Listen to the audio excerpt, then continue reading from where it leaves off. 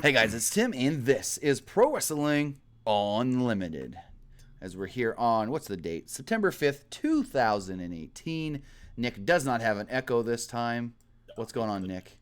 What is going on, folks? Thank you for tuning in to the Wednesday show, the early Wednesday show. Yeah, So for the foreseeable future, this is going to be the time. Well, yeah, so here's the deal. My kids got sports. Their mom takes them to sports. Tuesday. Used to be Mondays. Used to be Monday, Tuesday, Thursday, Friday. But they moved Mondays to Wednesdays, and they're home by 8:30 at the latest. So we got to go live before they get here. Yeah. So for the foreseeable future, Wednesday show will be roughly 7:30 every week. Yeah, so a lot of you people that are in school over on the East Coast, you guys have a little bit more options. Everybody that's bitched about us being on too late. Hey, that's mean. I'm just saying. You're not wrong, but I understand. Joshua says, please do a gaming night, please. Well, you can... follow me on Twitch. You can also follow me on Twitch. Follow me on Twitch this weekend. I'm going to be playing the shit out of Spider-Man on PS4. Just do it on the channel. We'll see. Maybe. Is it Nick? How do you spell social? Oh, I got it. Thank you. Looking at the chat here, we have Hawkeye J1. We've got Father Sake, George John Cox. It's funny because it says Cox. Michael Stanberry. I saw a few people saying that this is their first time being in a live show. Yeah, Marcus Faze right here says this is the first time I've watched a live stream for this channel. Fuck yeah. Frick yeah. Awesome. I'm watching my language now for the fans at home that thought I cussed too much. So I want to say, literally, Chris Midnight says, Nick's please curse, you're my favorite.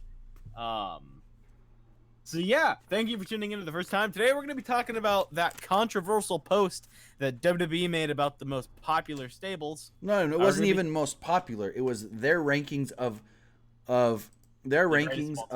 the greatest stables, the greatest factions of all time.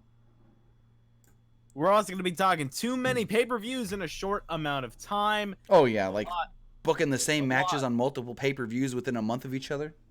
Exactly. Before one pay-per-view even, like, it's justified if, like, you go to SummerSlam, you have AJ Joe, match ends in a DQ. Of course, you do it at the next pay-per-view. But when you've got a pay-per-view coming up and you announce a match for a further pay-per-view down the line before that match even takes place, what the hell? We'll talk about that as well. And whatever you guys want to talk about, either put it in the chat or text us at 510-906-1341. Number is on the screen for the text line. So I do want to kind of open this first segment about the stables, kind of with like a broad question. I want to ask the audience. Oh, go ahead. You want me to pull that graphic up first? You don't have to pull it up just yet. We could. Yeah, Father Sake, we were just going to get to that. TVP 83, we're going to be working on doing those again very soon. It's just a matter of working that out. So you already got the graphic up, I see. I could put it back. You said no, I pulled it down. I can put it back.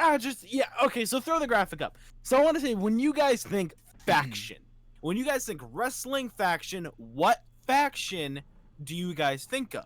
You can text it into 510-906-1341 or say that right here in the chat. Hello, Hannah Marie. She says it's my first time. How are you doing, Hannah?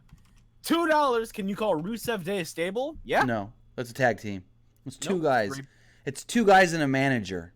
Okay, DX was Shawn Michaels, Triple H, and China. But was that a faction or was that a stable? Was that a faction or was that a tag team? Got him! I mean,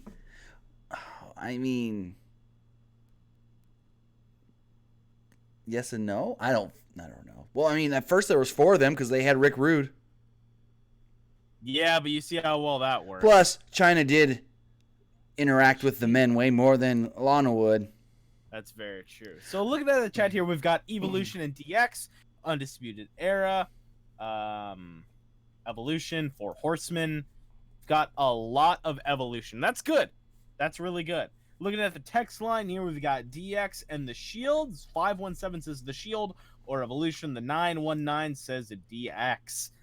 The Shield are good, but they're not number ones as Voltage Dylan. We're definitely going to touch that. Chris Houston says DX, NWO, and the Four Horsemen. That's a stable. So, looking at WWE's list right here, running that down really fast. It's just abysmal. If you're talking about the best of all time, and you're leaving out what made The Rock popular, what really got The Rock elevated to a new level, where he wasn't Rocky Maivia, and you're going to put Undisputed Era, who's only been here for a flash in the pan. 1 year. One of their guys got hurt. They're not the best ever. The Nation of Domination deserves to be up there. They got absolutely snubbed. D'Lo Brown is phenomenal. Mark Henry was great. It gave The Rock a platform. Farouk to this day, people love Farouk. Yes, he's known for the damn thing, but if I listened to a promo that he cut against The Rock once The Rock left the Nation of Domination, it was great. It was a very heartfelt promo about you don't know what it's like, growing up, hard as we did, and I loved it. But for some reason, we've got Undisputed Era at number 10, which doesn't make sense to me. Yeah, no, you can't. Unless you're like the Nexus, who could have been great and had a big impactful debut like them, you can't put them on there. Because what have they done other than just be some top guys in NXT? Like, nothing against what they've done in NXT. They've all been champions. But it's just like, what have they done to make an impact? Undisputed Era? They're probably, if you're thinking about impact-wise, I guess you could go with Adam Cole showed up from the crowd, beat up Drew McIntyre. And then did what? He never even got a freaking title match. Credible shot at the NXT Championship. TVP 83, I think that's just considered the Nexus. The core? Voltage. Yeah, Voltage, that was a tag team. That wasn't a stable. Oh, yeah, no, it was two guys tag team. I say great tag team, though. Great tag team. You can't be called a stable or a faction unless it's 3 or more guys. 2, tag team. I wasn't even planning on this, but I just looked down. I realized I'm wearing my red NWO shirt. I didn't even realize that, so that's pretty cool. So let's talk about this. Tim, who would you take off, and who would you replace that with? And you guys can let us know as well. Who would you take off? You said it already for sure. Take off Undisputed Era. And I'm not putting this in any order. Take off Undisputed Era and put Nation of Domination. That's a no-brainer. I'm gonna throw a name of a stable, and I want to know if you think they belong on the all-time list. Back when this man was shaving heads and taking Rey Mysterio's mask, he had Luke Gallows with him. I don't remember the name of the young woman that was with them. Serena Deeb. So CM Punk had the Straight Edge Society, which was... We also had Joey Mercury. Probably one of the greatest heel factions because it really pissed people off. He was like their god. Yeah, the Messiah. Yeah, because it was just like, you guys drink, you smoke, you do drugs, you guys are garbage. I will cleanse your soul. A lot of the wrestling audience were the beer drinkers, were just the people. Maybe they smoked cigarettes. Maybe they dabbled in recreational drugs. I'm not promoting that. But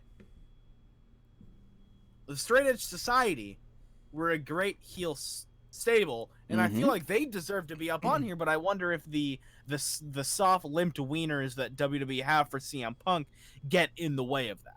And I do see people in the chat saying take the Shield off the list. No, you can't take the Shield off the list. Like, you can rank them top 10. Because their impact at first was great. They belong in the top 10. For what they've done in the WWE as a stable and whatnot, they've been great. But they're not number 1. Ooh, super. I didn't even think about that one. JBL's cabinet. JBL's cabinet. It's a good one. Can you name the entire cabinet? $5 from Chris Millett. Ministry of Darkness, yes. A corporation, yes. The $1 Million Corporation, yes. Can you name all of JBL? Can you name all of JBL's cabinet? No, but Voltage Dylan had a better faction that deserves to be number 1. Frightful? What is this, Halloween? Nick, Tim, and Fightful. He said frightful. No, JBL's cabinet was JBL, Orlando Jones, the Bashams, and Amy Weber. Orlando Jones or Orlando Jordan? Jordan. I don't know why I said Jones. God, what a weird stable. Yeah, the Ministry It worked of Darkness. though. Do you remember? This is super off topic. We're gonna touch on it just for a second. Do you remember when Raven crucified Sandman? Yeah. And everyone made a big stink about that, but no one made a big stink when Taker crucified Austin. Like, why did no one make a big deal about that? I don't know. Why was I really like what Raven said? I would have put him on a Jewish star, but it would have rolled away. Probably because they knew if it was done in WWE, it'd be done safer.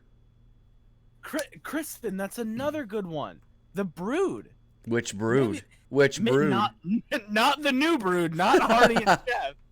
Definitely the Edge. You know that stable's good when the New Jersey Devils, the hockey team, uses that as the song they come out to. The New Brood, when they came out to Gangrel's entrance and all that, but they still had the Hardys music. That's so bad. So going back to their top 10s, we got number 10 is the Undisputed Era. Number 9, we get the Freebirds, which I feel like the Freebirds, all right, you could have probably put them down around 6 or 7. Number 8, you got the Nexus. The Nexus, honestly, if John Cena didn't exist, well, didn't exist, but if John Cena would have done the job for the Nexus at SummerSlam, oh yeah, I think they'd be within the top 4. I don't know about 4, but they'd definitely be top 10. Yeah, like they could have been great. Yeah. The Dudley family's really good as well, guys. You guys are giving some great options. You guys, well, the chat. Hold on, real quick. The chat should be running WWE stables right now because they're giving some great ones. I mean, you got ones that people didn't even think of, like the Real Brood. You got the Dudley family. Got the LWO. But you can't put the Dudley family because who remembers other than Devon, Spike, Bubba, and Big Dick Dudley? Well, there you go. And you only remember Big Dick Dudley because of the name Big Dick Dudley. Well, okay, even if that, if you just went to 3, Spike, Bubba, and Suprit, the Radicals, Benoit Guerrero, Perry Saturn, and Malenko. Yes. It's another the Spirit Squad. You know, only one man lasted of the Spirit Squad. The other two are, the 2 other ones are successful. What? Well, there's not success. They're still getting booked. Hey, one guy's one of the top guys on Monday Night Raw. He's a tag team champion. Kenny Dykstra's the top one on Monday Night Raw? Dolph, you dummy. Or should I say Kerwin White's caddy? I like Dudley, Chubby Dudley, sign guy. $2 the welcoming committee. Don't bring it up, please. That wasn't a faction. That was just 3 chicks. I don't even count that. No, that's not a faction. So yeah, the Nexus had a ton of promise as a stable. They had such a great impact. You know, even with then, Brian got fired, which I think was pretty badass. Yeah, Brian had gotten fired. I think the Nexus was fine. I think if Cena didn't get in the way of that, if Cena would have done the job, that would have been fine. At number 7, you got the Hart Foundation, which they weren't together. A lot of people don't realize this. They weren't together for very long. They were only together for about a year. Right, like the 5 of them together? Exactly. They're only together for maybe a year. But I digress. It's Bret Hart. It's Owen Hart. It's Brian Pillman. Within it's that, Jim, and it's British. But within that 5 years, they had how many titles? Like Bret had the world title. Owen and Davey were tag team titles. Davey at one point had the European title. Owen had the IC title. Mm-hmm. I like how you texted me that you're back as if I didn't have ears and didn't hear you come back. Well, I didn't know if I was going to jump right back in. At number 6, to me, that's kind of a high spot for these guys, but we've got the New Day. Yeah. Their impact into wrestling has been something that reminds me of the impact of Hulk Hogan back in the early 80s. Fun. Family friendly, enjoyable, hip with the times. The New Day are the kind of people that you can go out there and they can say things like swag, Lil Pump, get it. What are other popular words kids are using? Lit, fam, dubski, things like that. They can say those things. And Booty. It doesn't sound like corny writing. It just sounds like those 3 guys. That's how they kind of talk. You know, they understand their youth audience. You know what I mean? Right. Like, they understand their audience. Okay, number 6, that's fine. At the New Day, being number 6, that's all right. But I think New Day still has a lot of upside. I still think one of them needs to branch off, not break off, but branch off as a singles guy and get a singles title. Maybe Big E becomes SmackDown US champion, while Xavier and Kofi keep the tag titles or whatever. I think that you do that, and then they can really be like a dominant faction. In definitely. Because also if any of these guys can go into singles runs, and it would be believable. Right. It wouldn't be like, oh, they're here enhancement, glorified enhancement talent. No, Kofi's got great background. Xavier, people don't really realize how good he is. Exactly. Big E, people don't even remember that he was an IC champ. I really like what. Oh God, La Quinton Lusk is the Wyatt family. I like that a lot. Travis Ray says. Ooh. Shabe McMahon. I've never heard of that, man. Going to the text line 336, one that I would assume WWE would have wanted to put and boost themselves, the Authority. Was the Authority a faction? If you call the Corporation a faction, then the Authority is a faction. Corporation had wrestlers though. The Authority was Triple H and Stephanie, Kane, Seth, Randy Orton. Seth and Randy Orton. There was really only 2 wrestlers there. Okay, Kane wrestled periodically from time to time still. Yeah. They're a faction. Stable, Luca, you want to call it. Luca, I do appreciate your input with the Los Ingobernables, but we're kind of talking specific WWE. But yeah, you can. Guys! I mean, Tim. What? Tim, the real Seth Rollins is in chat right now. Holy crap. What? Uh-oh. That's the real Seth Rollins. Now, wait, look above him. Is that the real big dog? Oh my God. What? That's the real Roman Reigns. It's the big dog. That's his real account. What?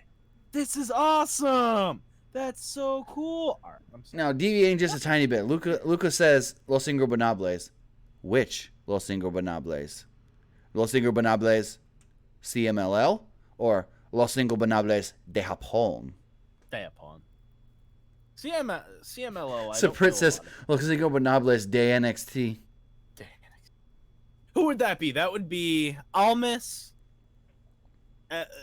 Turn Zayn into El Generico. $2 from Chris McNutt.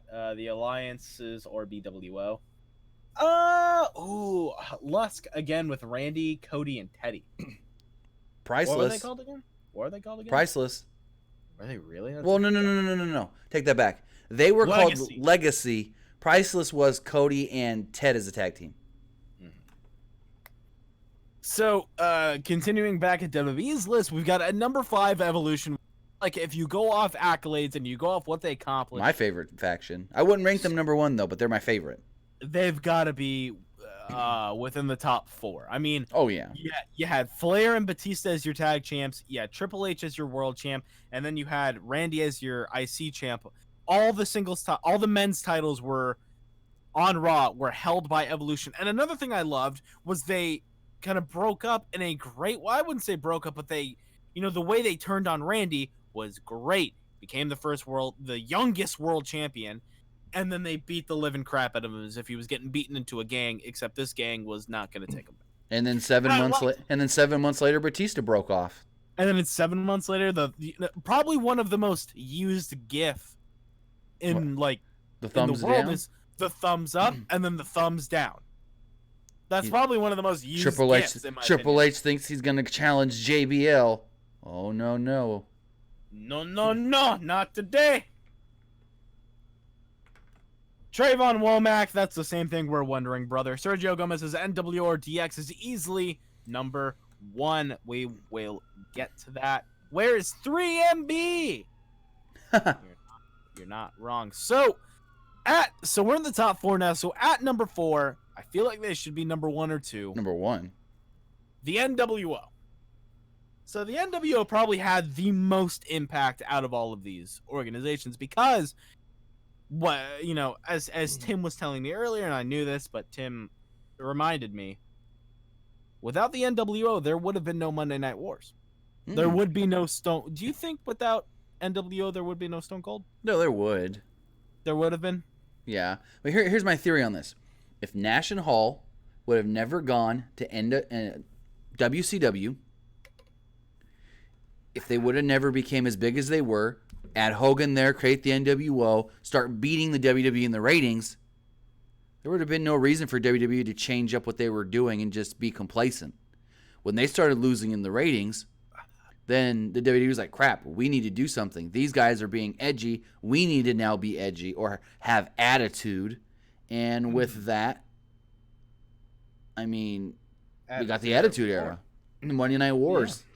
And I think, with the NWO, there's such a, transcendent group to there was this picture that floated around on Twitter maybe about a year or two ago, maybe, of Kylie Jenner wearing a red NWO shirt as part of like a fashion shoot. It's like that's the extent to where their merch was ginormous, their audience was ginormous. And I will say, as much as I towards the end, much like the Bullet Club, the NWO was very confusing, and you don't know who's the main guys. Why is there a red group? Why is there like a B team group? Why is Sting now part of this? What's going on? When they first started, those three guys, Hall, Nash, Hulk, I mean, gosh, what a time. I really wish I would have been alive to kind of go back. I wish to go back and witness, just to watch all of that form. Ooh, I didn't even think of this, but take out Nexus, Israel Russell, Team Angle. Team Angle was the shits. Team Angle was good. I loved Team Angle. I liked Team Angle a lot. Who would you take out for him? I said Nexus because you've already taken Undisputed Era out for Nation of Domination. So I say take out Nexus or New Day and put in Team Angle. I'd say take out New. Who would you guys take out to put in Team Angle? Would you take the New Day or would you take out Nexus? 517 in the text line says League of Nations.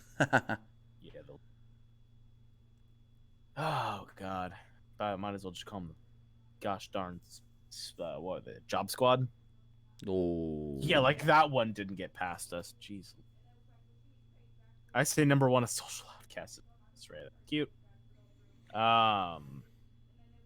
Alex Rodriguez says, Tim and Nick, are you a wolf pack or a black and white guy? I'm a black and white. Black and white all day. Take off Nexus. Everyone's saying take off Nexus. Nexus. Devarin. Jesus! Guys, slow down. Devarin, the B team and Rusev Day, they're tag teams. They're not stables. Again, you gotta be three guys or more. B team. Tag team. B team's tag team. Rusev Day is Rusev in English with a manager. Right. So at number 3, we've got probably one of the. Whoa.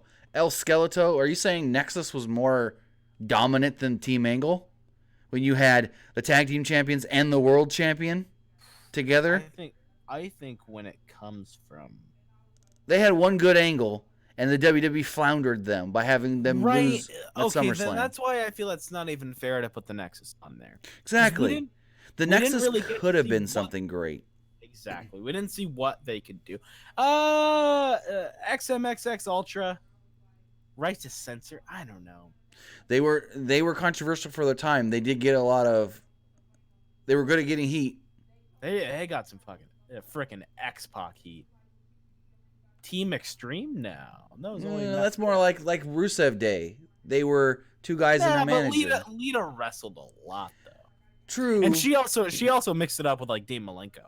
True. I mean, I guess you can lump them in with like the original DX kind of deal. Father Sake, that Tim and I said that off stream. WWE overlooked Paul Heyman's Dangerous Alliance. I love it. Or like you said too, the Heenan family. Yeah, the Heenan family. Another one not on here is the what the hell did DiBiase call his faction? Money Incorporated. Yeah, Money Inc. Yep. So at number 3, we've got one of the most popular hand signals on the planet. The DX, who was kind of a DX was what the Attitude Era was at its peak. They were crude, they were mean, they were gross, they were not family friendly, and they were damn naughty boys. I think the DX. I think DX brought something to the Attitude Era that made it feel like this is an Attitude Era. These guys have like these guys are telling people to suck it. These guys are crotch chopping. These guys are filling Vince McMahon's cars with poop, but that's the later on DX. I think the original DX was great. The DX around the year 2006 and 2010 or 11, not very good. Not very enjoyable. I did like Little People's Court. Little People's Court was quite fun to watch. I like DX a lot. I think they deserve the number 3 spot. Number 2, the 4 Horsemen. I'd put him at number 3. Put him at number 3. There's not a lot we can say about the 4 Horsemen that hasn't been said. Joshua, I don't know, man. I guess that's up to you. I mean, I'm not gonna stop you if you want to put your own phone number out there. Sure, go for it. Yeah, yeah, sure, man. Go ahead. The King's Court. That was another good one. I mean, you could name a million different factions and stables, but when we're trying to, you're trying to think of the best. There's some that, it's all subjective, to be honest. Which you feel is the best. Right. That's the thing about ranking the best when it comes to wrestling. It's all subjective. Oh, for sure. Sure, Bret Hart and Shawn Michaels are probably 2 of the greatest wrestlers. Ric Flair. Yeah, exactly. Again, all subjective. All subjective. I think Flair was better when it comes to the NWA, the AWA, and WCW. Well, yeah. I don't think he had the greatest matches when it came to WWE. Well, no. I mean, when he first came to WWE after WCW folded, he's even admitted that he thought he was done. He had no confidence in himself, and that Vince and some of the guys backstage had to help him get his confidence back in himself in the ring. He should have used Blue Chew. Anyway. That would have got him up. I really like what... Let me find it again. Trayvon Womack says the Oddities was fun. Yeah, they were fun. I don't think they deserve to be on the greatest of all time, but they were definitely fun. I never was personally a fan of ICP. Did you ever have an ICP? Like, everyone had a phase. You know what I mean? Like, everyone had their angsty phase. Did you ever have an angsty phase, Tim? You're a country boy. I don't see you guys having angsty. I'm still in my angsty phase. I'm still listening to, My Chemical Romance and Panic at the Disco and pretending the world hates me. Yeah, no. You never had one of those phases? No, like an emo phase? Like a rebellious phase, I'm not gonna clean my room, Mom. Well, every kid does, but I didn't go and listen to that kind of music. Yeah, you were just kind of like, whatever. Yeah, I guess. No, I don't want to eat. Well, I mean, I would piss my dad off, and then he'd say, "I'm gonna whip your ass," and then I'd egg him on. I watched Starsky and Hutch, so I kept going, "Do it, do it," and then when he'd come at me, I'd run out the house and jump the fence and take off down the road. Then sneak back into my bedroom window, and he wouldn't know for about a half hour. There you go. And then by the half hour mark, it's like, why the fuck am I even arguing with you again? Basically. Why the frick? Basically. So number one, which they don't deserve to be there, but god dang they are according to the... And again, this list means nothing. This list does not mean a single thing, Mike. It means nothing. It's all subjective. Exactly. And it's the Shield is their big thing right now, so they're just trying to say, you know what? Shield, are they the greatest of all time? Everybody needs to watch Raw right now to see. Yeah, exactly. You know what really... Shawn said it earlier on the list, and you boy. You know what this list was for? Somebody had the idea of, ooh, I know of a way to get clicks. Because they knew that this list would get clicks on their social media, would get people talking, and you get a lot of fan engagement for them on their website and social media. Yeah, definitely. I don't know. I don't think the Shield deserved to be number one. Their impact when they first came was cool. It was really fun to see it happen. It's like, whoa, These guys are badass. It made NXT look super legit. And then when they broke up, it was like, oh no, that sucks. And then when they got back together, they were like, oh, Roman's sick, Kurt Angle. And then when they left, they go, Triple H? What? And now they're back, and it's like, huh? And they're really shoehorning the Shield is back. Right. I mean, they're real. Hey, who just stole my tweet in the text line? What? No. They sent the picture of Drake Maverick, and they said Boss Baby Part 3. You can't do no. Don't steal my tweets. You fiends. You evil children. Anyway, the Shield is cool. I think they're fun. They're badass. Is that a cuss word, badass? Yeah, go with it. They're tough guys. They all look like they're legitimate tough guys. I don't know. See, a lot of people keep saying too cool. They were more of a tag team that sometimes Rikishi would tag up with. They were also like. But again, I would never Laughable. consider them even top 10 tag teams. Yeah.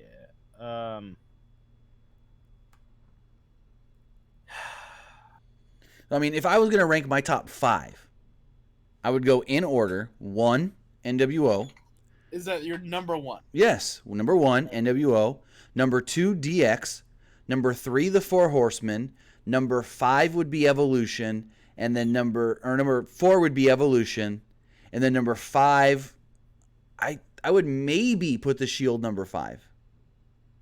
For my top 5, I've got number 1, I've got Evolution. Number 2, I've got the Horsemen. Number 3, I got NWO.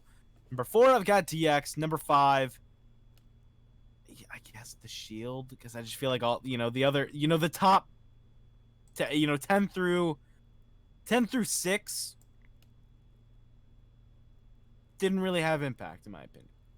I mean, I'm They torn a didn't, little bit like, on either putting it number 5. I would either put Shield or Heart Foundation.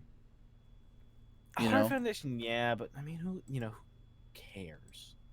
You know what I mean? Like, who cared about the Heart Foundation? Everyone liked NWO and DX. Whether you liked them or hated them, you still they were still talked about a lot. The Heart Foundation was there for like a year, and maybe they became kind of an after. Right. DX, I mean, people are still crotch chopping to this day. I crotch chop my coworkers. Hell, every Being the Elite episode ends with the Bucks laying on the ground crotch chopping. Horsemen, I mean, they kind of kicked off what it meant to be a state. So NWO, I mean, the impact that the NWO, incredible. Oh yeah. So that's really what we had to say about kind of the faction things. I loved your guys' feedback on it. Thank you guys so much. I love you. Before we start switching out topics to too many pay-per-views in a short amount of time, let's take a look at the chat real quick. Just kind of reading over there, seeing what people got to say. Colby Durant says British Strong Style. They're good, but I wouldn't call them impactful or one of the best yet, because who knows how long they're actually going to stick together within WWE and what, I guess you could say, impact they will have. They've just been good 3-man group. Yeah. Like, they've never, like, I mean, it's kind of like what we said with Undisputed Era. How can you consider them in the top 10? What have they done other than be good guys together in NXT? Nothing against NXT. Mm-hmm. Tim, what match are you really looking forward to coming up within the next couple months? Are you looking for a Just WWE? We can talk in general. Well, Omega and Ishii always have good matches, and Omega's going to defend that title against Ishii coming up here soon. See you later, TVP83. Sleep well, man. Have a good Sweet one. dreams. Dream about us. Moisture dreams. But I mean, Omega versus Ishii for the IWGP Heavyweight Championship for sure. What about you guys in chat? What matches are you guys looking forward to these next coming few months? You can text it into 510-906-1341. That's 510-906-1341. Of course, you could always say it in chat. You know what this is completely irrelevant, but we went live early. And you know who's not freaking here? Who? Bronson. I don't know. Those Canadians, it's only like 8 p.m. for those Canadians. Bronson. Damn live show. You're our mod for a reason. It's when we can't pay attention to the chat, he has to. Ospreay versus Havoc, the no DQ at Progress Chapter 75. I'm gonna watch that tonight. Ospreay and Marty Scurll, Charlotte and Becky. Whatever the Mae Young Classic has coming up. I'm excited for Monroe Sky versus Brady Danielson. That's not very funny. Taker and Triple H. Oh, that's gonna be great. I'm so excited. That should be pretty good. A lot of the Bucks. Now here's the thing though with that. Colby says Bucks and Jericho versus Kenny, Cody, and Marty. You might be excited for it, but are you going on the cruise? Because I don't think it's gonna be aired. From what I'm hearing, I'm sure it'll be taped though.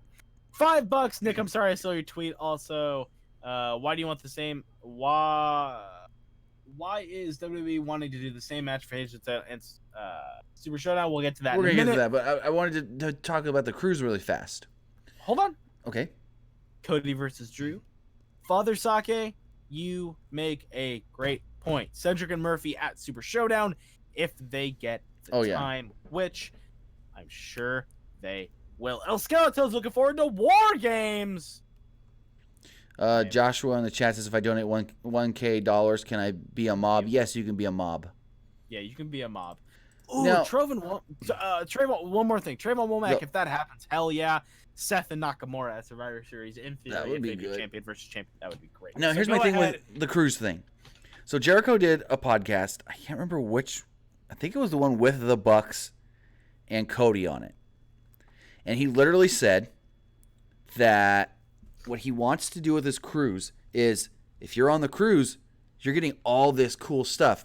Live podcasts, live bands, live comedians, live wrestling. But he wants to keep it to the cruise. It's an event, a destination event where you have to be on the cruise to see this. He literally said if he could, he would take everybody's cell phone, put them all in these Ziploc bags, and say, don't open the bag if you're watching wrestling. So that way nobody's tempted or can record any of it and post it out on social media. Because he wants this to be where he literally wants it to be you have to be on the cruise to see this happen. Mm-hmm. I think so that's why I'm like, are they going to tape it and air it somewhere? I don't know. Isn't that what PWG did for take people's phone? I don't know if they do, but none of their stuff gets leaked out. I know with Lucha Underground, they make you sign a non-disclosure agreement before you walk in the door, and they say, hey, you can't record nothing, and if you tell people spoilers, you could be sued. Jesus Christ. I mean, holy crap. Nick versus Tim in a channel on the pole match? No, I'm fine. That's a lot of work. Tim does a ton of work for this channel. I just sit in front of a microphone and talk. Complete honesty, just not to, jerk Tim off. Dude does a ton of work for this freaking channel. Dude's got videos up the anus.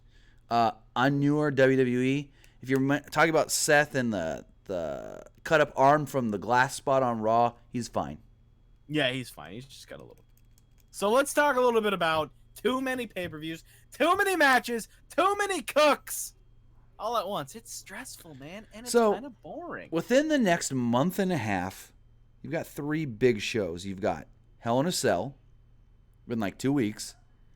You've got Super Showdown, beginning of October. At the end of October, you've got Evolution. Now, for some reason, WWE's got matches. Well, not for some reason. I mean, for obvious reasons, they've got matches set for Hell in a Cell. But for some reason, they've already announced the same matches taking place at the Australian Super Showdown show after Hell in a Cell. We've got WWE Championship, AJ versus Joe, Hell in a Cell, or at Hell in a Cell. But they've already announced that match is also going to take place at Super Showdown. Then they've got Becky Charlotte at Hell in a Cell. But they've already announced that that match is going to take place at Super Showdown. So now I ask you, Nick, and you guys in the chat, is this giving away the finish to the Hell in a Cell matches? Is it, A, giving it away as, well, the champions are going to retain, and somehow the challengers are going to get their title rematches, or get rematches again, or is it giving it away of the champions will both lose, and they'll get their obligated title rematches at Super Showdown? Honestly, I don't know. I don't know what they're very thinking. confusing. It's. I understand they have to announce stuff for Super Showdown because they got to sell them tickets. Yeah, but I mean, there was a couple matches, like those two matches in particular. You could have waited till after Hell in a Cell to announce them, especially when it's not like they're announcing them on SmackDown, looping them in with storyline. They're announcing them after the show goes off the air on the social medias and the website. Well, it's making me think that is it going to be canon? Is it going to matter? I would assume.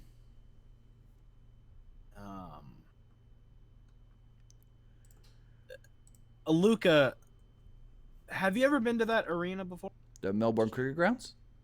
Yeah, just a question to Luca because he's from Australia and I know he's planning on going. I don't know if he's ever been there before. Assumably that's going to be sold out. It's going to be it's going to be sold well. I don't know. It feels very New Japan. Why you say that? Just because it's going to be air in the middle of the night for us?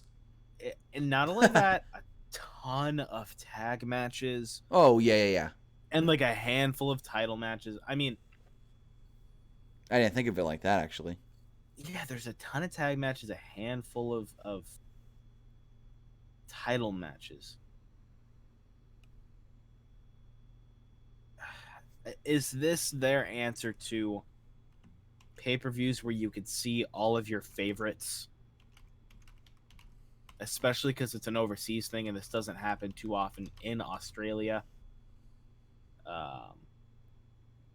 Is this a way for you to get all of your favorites, see them get their spots, work them in a tag match, and a lot of your other favorites will have singles matches where the good guy, like the face, would probably go over. I don't know. I think Joe. Look, frankly, Joe needs that WWE title. He needs that. He's lost too many big matches. Hell, I gotta give Joe props this week on SmackDown. Wendy! He cut that promo to nobody. Looking at all those empty seats. Yeah, he really did cut that promo. Now, in Australia, they're doing the Melbourne Cricket Grounds. That building set up for cricket. 100,000. That's for cricket before you add all them floor seats. How well? Hold on, I want to see something. UFC ran a show. I don't know if it was the same building. I want to see. When was it? UFC 221. I think is what it was. You're right. MTG. I can't read the rest of your name, but MTG says, didn't WWE do the same thing around WrestleMania this year with WrestleMania, Greatest Royal Rumble, and then Backlash? I mean, even SummerSlam was just a glorified. Go ahead. Here's the thing with that. Yes, but they weren't announcing matches for an upcoming pay-per-view before they finished another pay-per-view. That's the issue here. They're announcing matches for this Super Showdown show before we get the results from Hell in a Cell, and some of these matches are repeat matches. That's where the issues are coming in. That, you know. Yeah, no, definitely. SummerSlam was kind of a glorified rematch fest. A little bit. I'm surprised we're not getting Balor versus Corbin at Super Showdown. Corbin's too busy as the acting general manager of Monday Night Raw. Next year, WWE should do an all-men pay-per-view. Chris Houston. That's not. They already did one this year. It's all good. It's not very funny. That was just. So the arena that UFC ran in Australia was only a 15,000 seat arena, the Perth Arena, and I think they sold that out with like Luke Rockhold and Who? well, you don't follow MMA that much. I don't. Luke Conor Rockhold McGregor. and Yoel Romero. I know that one. Rocky Romero was a UFC fighter. What?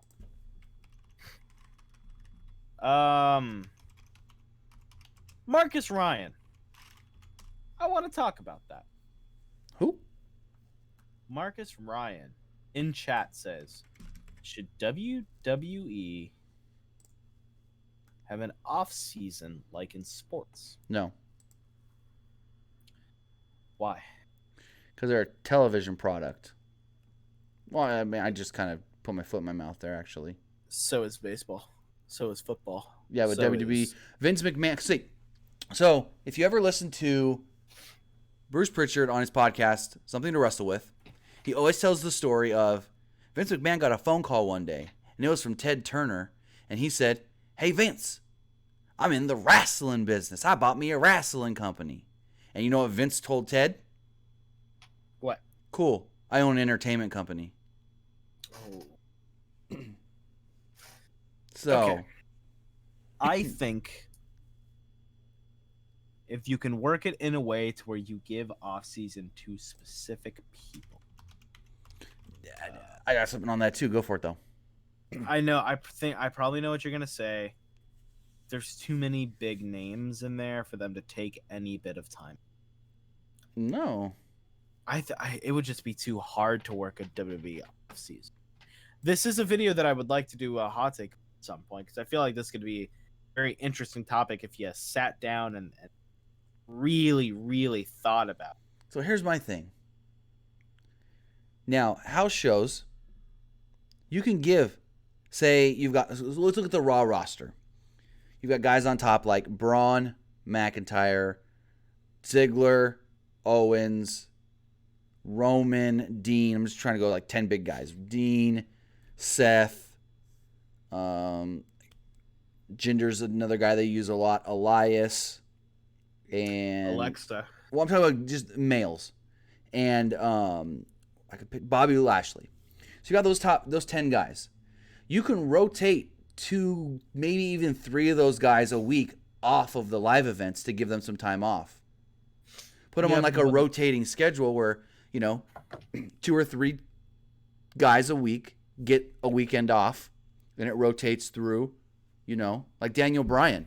He typically doesn't work the Saturday, Sunday shows. He'll work the Monday house show and then the Tuesday SmackDown. Randy Orton's kind of the same thing. Yeah, but if you have that many names, like that many big names, Also, I'm saying only 2, 3 max.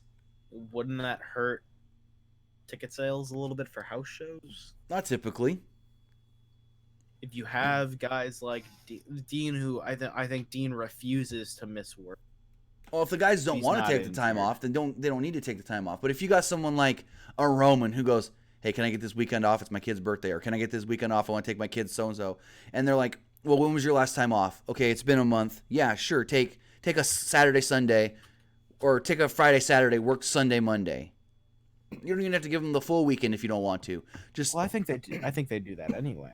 They typically do for guys like Roman, Orton, and Daniel Bryan, but you can't be like a Kevin Owens or an Elias and say, "Hey, can I get the weekend?" Kevin Owens got it. That's probably why they quote fired him. Maybe. Because did you see what he did when he got fired? He went on vacation. Because he had to play up the fired thing. I don't know. That whole Kevin Owens fired thing is so confusing. I want to know if the fired thing was we're going with the story of being fired, or hey, I need some time off. Can I get some time off? Yeah, we'll fire you for a week, and then you can come back and you can be fresh with the new feud. I think they brought him back way too soon to be fresh. You know what really confused me? Oh, why he attacked Lashley and then he came out and then helped Braun? Why he helped Braun? Yeah, why did he help Braun? I get it. All the heels are supposed to be out there. But Braun had just put him through hell the last 2 months. Hey, you know what I wonder? Who the hell is going to go for the IC title now? Who the hell is going for the IC title? Kevin Owens. Even though he just lost an IC title match 2 weeks ago on Raw. He's with Lashley, right? We thought Elias was with Lashley.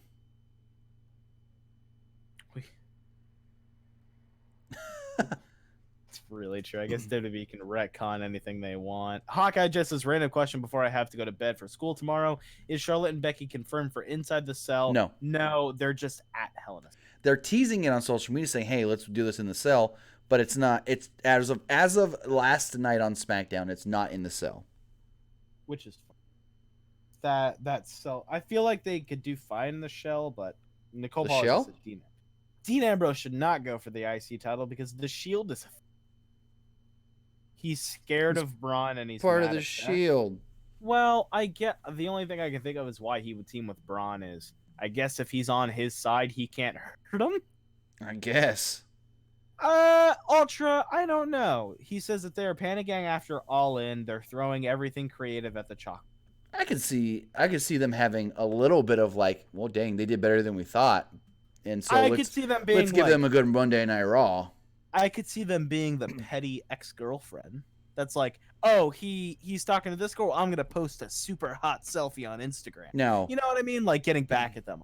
It's like trying to, like they're trying, but like, honey, it's not working. Calm down. No, never mind. I'll tell you that off air. What's that, Cesar? Text it to me. I'll tell you if it's a. Text it to me. What's going on, Cesar? Where does Jeff Hardy go from Hell in a Cell? I don't know. It depends on who wins that. If it's Hardy or Orton. Because if it's Hardy, then maybe he goes back and tries to get the U.S. title because he's finally defeated Randy Orton. Randy Orton's not going to screw him anymore. And here's my other question. So Nakamura's story right now is, I'm the U.S. champion, but there's nobody worthy on SmackDown to challenge me. So does that mean a call-up or a certain returning masked superstar is going to challenge him? For who? What name did you say? I wasn't paying attention. Nakamura has said that there's nobody on SmackDown worthy or good enough to challenge me for the U.S. title. So could that mean that a call-up will challenge him or a certain masked superstar who's slated to come in at any time now? Oh, they're not going to do that to. No. Unless he's going to win it off of him. You never know. No. They've screwed with Nakamura so much, I would not put it against him. Yeah, Big Dog Hardy's absolutely. What I was going to say is, where does he go after? Probably a doctor. Probably like a hospital. Back to Cameron. He's going to go film that Halloween special. I wouldn't mind. He's going to jump off the cell and become broken. Trayvon Womack, Michael Sandberg says the top babyface on Raw is turning heel soon. Who? Trayvon Womack says that Tim and Nick, WWE doesn't need to worry about All In because they have NXT and that's good enough to compete with All In. Maybe. Mysterio versus Nakamura at SmackDown Live 1000 or Super Showdown would be. When's SmackDown 1000? I can tell you right now. That's coming up. Yeah, it is. That's actually really soon. Who do you guys think? October. Oh yeah, Mr. America is gonna win the U.S. title. Yeah, unlike Rey Mysterio picking up that U.S. belt. SmackDown 1000, October 16th. Okay, so I don't really like this idea from the 817 on the text line. He says, Hell in a Cell should be the Raw tag belts and the IC belts up for grabs. Here's the thing. When was the last time you saw a match where all the titles were on the line? I'm going to move my mic down a bit. When was the last time you saw a match where every title in that match was on the line? Oh, I don't even know. That sounds like a very WCW type match. I like the idea, but how do you determine who gets what? You know what I mean? Right. How do you determine, like, if Seth and Dean win, is it whoever gets the pin gets the IC belt? Like, that doesn't make it doesn't make a lot of sense. Well, what do you mean? Like, if they're in a tag team match and one of them pins the opposition?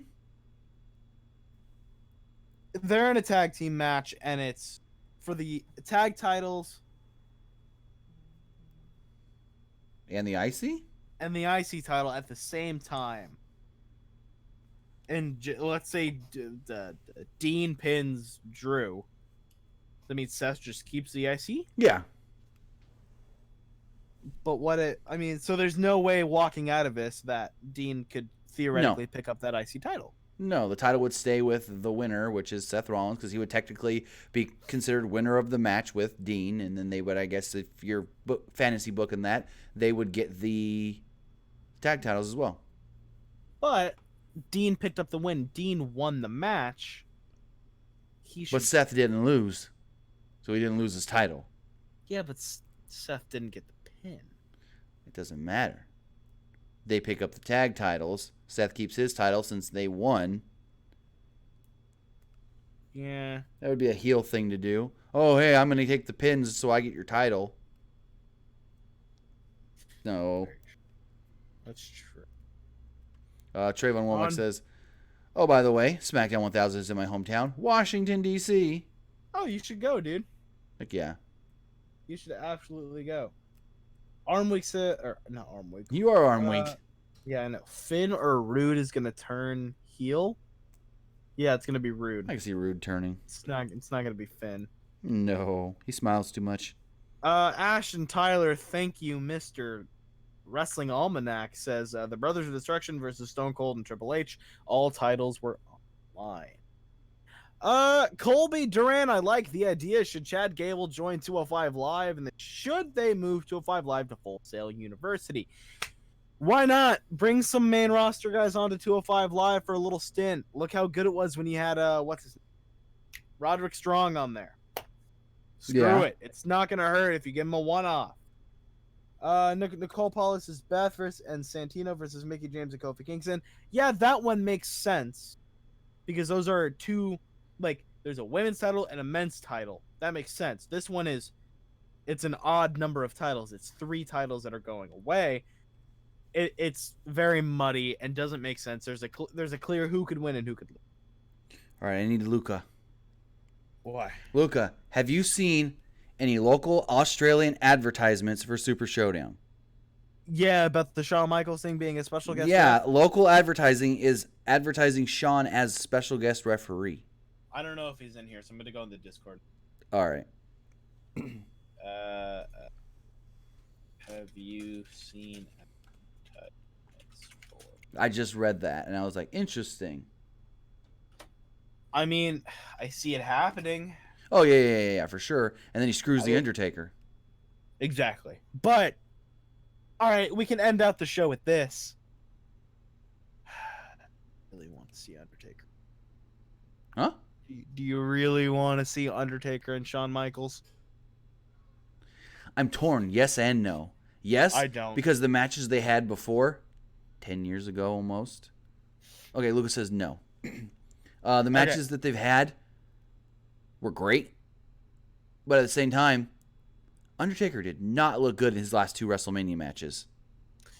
Shawn Michaels, yes, you can say he's still kind of training because he's helping train the Performance Center. But who knows what kind of ring conditioning he's got. I'm sure he's been working with a lot of I'm sure he's fine. Well, he's one of the trainers of the PC, so it's like, yeah, he's in there showing them stuff and in good shape still. I don't want to see him go anymore. It would taint the last 2 matches they had. So it's basically what he said on Raw then. Yeah, it would hurt the legacy of those 2 matches. Right. Plus, it wouldn't be good. Did you watch a Shawn Michaels match where that ponytail wasn't flapping around? Very true. Yeah, no, I definitely don't want to see Taker and Michaels. Do you guys want to see Taker and Michaels?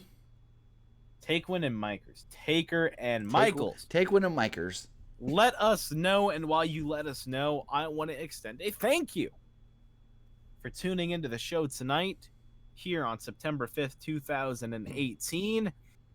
I'm Nick. You can follow me on Twitter at PWU_Armstrong. Follow us on Twitter at PWUnlimited, Facebook at facebook.com/Pro Wrestling ULTD. Right here on YouTube, check out our good friends over at Fightful, Fightful.com, or on Twitter at FightfulOnline. Tim, where can they find you, man? You can find me right here on Pro Wrestling Limited or on Twitch and Twitter at TimmyBuddy. Thank you guys so much for tuning in. I'm getting a lot of no's. I'm getting a lot of hell no's. I'm getting yes and no's. I've seen like 2 yeses. So the consensus, I'm going to put this up on Twitter and the community page. Do you guys want to see Undertaker versus Shawn Michaels? Go vote in that poll, which will be up in the next 2 minutes on either community page here on YouTube or on our Twitter. Have a good night, guys. Thank you guys so much. See you guys.